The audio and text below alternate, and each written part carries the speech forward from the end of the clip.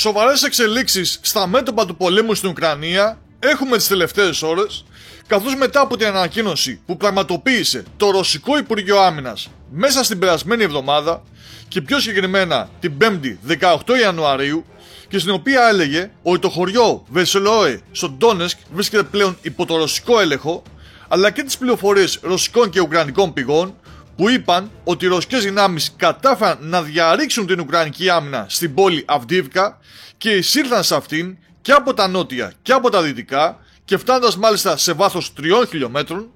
Τώρα έχουμε νέες πληροφορίες για ρωσικές επιτυχίες στα μέτωπα που καταφθάνουν σοριδών από χθες το βράδυ, οι οποίες λένε ότι οι ρωσικές δυνάμεις κατάφεραν να φτάσουν στο κέντρο του οικισμού Μπογκντάνοβκα, στον οποίο μένονται σφοδρές μάχες εδώ και αρκετό καιρό, και να υψώσουν τη ρωσική σημαία, ενώ συνεχίζονται οι μάχες με τις ουκρανικές δυνάμεις που βρίσκονται στο άλλο μισό του οικισμού. Και επίσης το Ρωσικό Υπουργείο Άμυνας ανακοίνωσε ότι οι Ρώσοι στρατιώτες πήραν υπό τον πλήρη έλεγχό τους και το χωριό Κραμαχνοέ που βρίσκεται στην περιοχή του Χάρκοβου.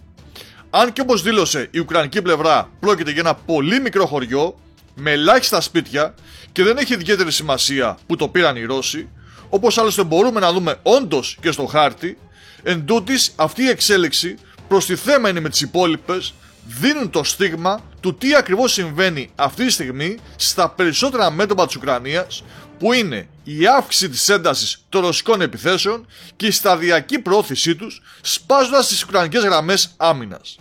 Αυτό έρχεται εν μέρη να επιβεβαιώσει και η καθιερωμένη ανακοίνωση που δίνει στη δημοσιότητα το Βρετανικό Υπουργείο Άμυνας, χρησιμοποιώντας μάλιστα στοιχεία των ουκρανικών δυνάμεων, καταλήγοντας, όπως βλέπουμε, να πει ότι παρατηρείται μια σταθερή αύξηση της έντασης της ρωσικής επιθετικής δραστηριότητας κατά μήκος του μετώπου στη διάρκεια των τελευταίων 2 εβδομάδων,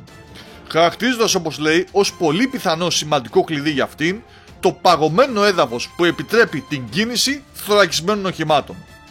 Αυξάνει την ένταση της επίθεσης στα μέτωπα η Ρωσία και, όπως μπορούμε να δούμε, τα αποτελέσματα είναι ήδη ορατά, με το Κίεβο να χρησιμοποιεί κυρίως την τακτική κέριων πληγμάτων είτε με drones είτε με πυράβλους σημαντικών ρωσικών εγκαταστάσεων εντός του ρωσικού εδάφους, που όμως δεν αποφέρουν μέχρι στιγμής κάτι στις εξελίξεις που έχουμε στην πρώτη γραμμή και που εκεί θα κριθεί το μέλλον της σύγκρουσης Ουκρανίας-Ρωσίας.